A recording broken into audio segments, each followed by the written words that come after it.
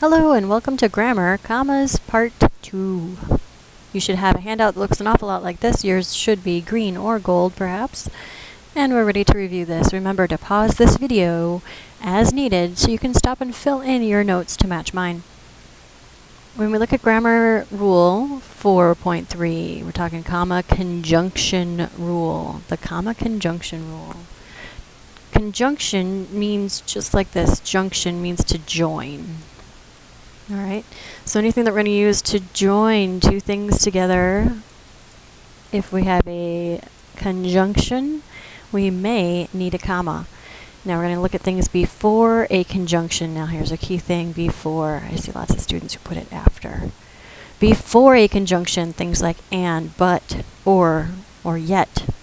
When that conjunction is separating two complete sentences. Here's the key thing. So it has to be a full sentence on one side with a conjunction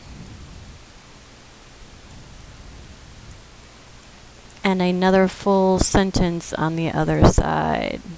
If we have that kind of a situation, we need a comma before the conjunction right here. Let's take a look at what some of those look like. Chris wanted to come to school to see his teacher, comma, and he was totally excited to learn grammar.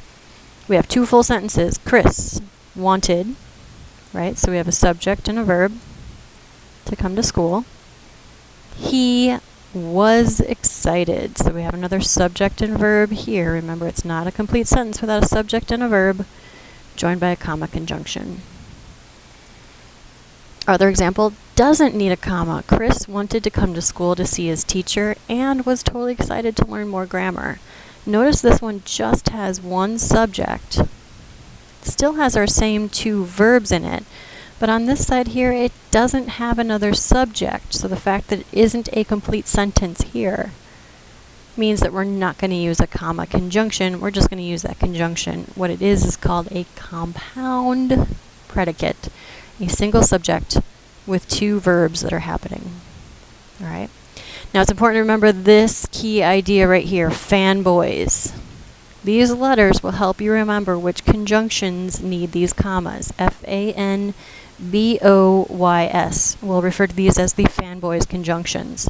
For, and, nor, but, or, yet, so. F-A-N-B-O-Y-S, fanboys. These are the conjunctions that do get commas when they're used between two full sentences. So let's see if we're going to mark it C for a correct sentence or I if it's incorrect. Let's see what we need. Jalen, May, and Abby are going to the mall, but Izzy is going to Texas Roadhouse. I have subjects and they are going. Here's our verb. Izzy, our next subject, is going, another verb, joined by a fanboys with a comma. This is a nice correct sentence. Cole likes the hamburgers and fries there, yet he is supposed to be a vegetarian. Cole, subject, likes, verb. He, subject, is supposed to, verb. I have a fanboys conjunction. There's the yet right there going on. So there's my conjunction. But I am missing the comma here. Because I'm missing the comma here, this is an incorrect sentence. Meanwhile, Kira will be shopping for Christmas presents and buying new shoes. Here's our subject. She will be shopping. There's our verb. I see our comma conjunction going on. What I see, though, is another verb. No subject, which means that we shouldn't have a comma there. That comma, in this kind of use, is joining two full sentences. It's like we could put a period there and leave the and out of there if there was no conjunction. All right, but that sentence here can't stand alone.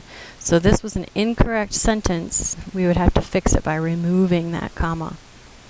Leroy and Dominic are just going to the mall for something to do, and they want to get out of the house for a while. Leroy and Dominic, there's our subjects. Are going to the mall, there's our verb. I see a comma, conjunction, fanboys. They, there's our subject, want to get out. Verb. That means I do have a conjunction and I do need a comma. Those look great. That's a correct sentence as is. So big idea. Fanboys conjunctions between two complete full sentences on both sides joined by a conjunction. We need that comma right there.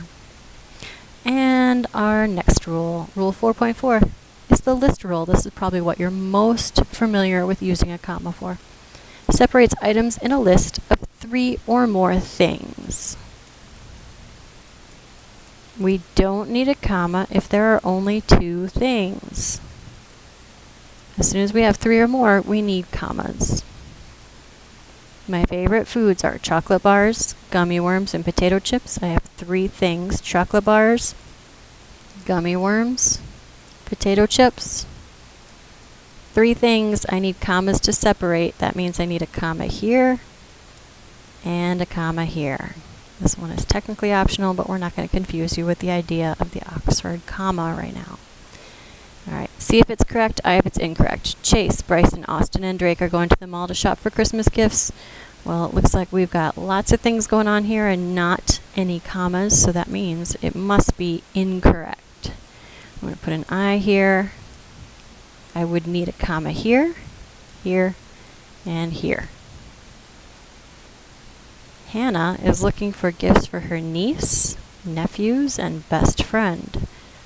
Niece, nephews, best friend. 3 things, 2 commas. Things are looking good here. This is a correct sentence. Sean doesn't really like the crowds, noise, and chaos of holiday shopping. Oh man, that's hard to find those things if they're not having commas in there. So this is an incorrect sentence. Sean doesn't really like the crowds. He doesn't like the noise, and he doesn't like the chaos. I see the 3 things that I have here: crowds, noise, and chaos. So I need those commas in there. Since they weren't there, we had an incorrect sentence. We've now fixed it. Damon loves everything Christmas, including Black Friday.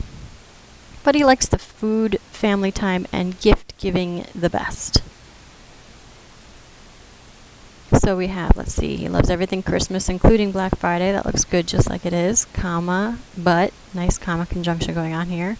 He likes the, number 1, food. 2, family time. 3, gift giving.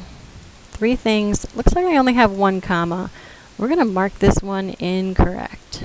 Technically it could be correct, but the way we're teaching it here, we're going to stick with this. 3 things, 2 commas are needed.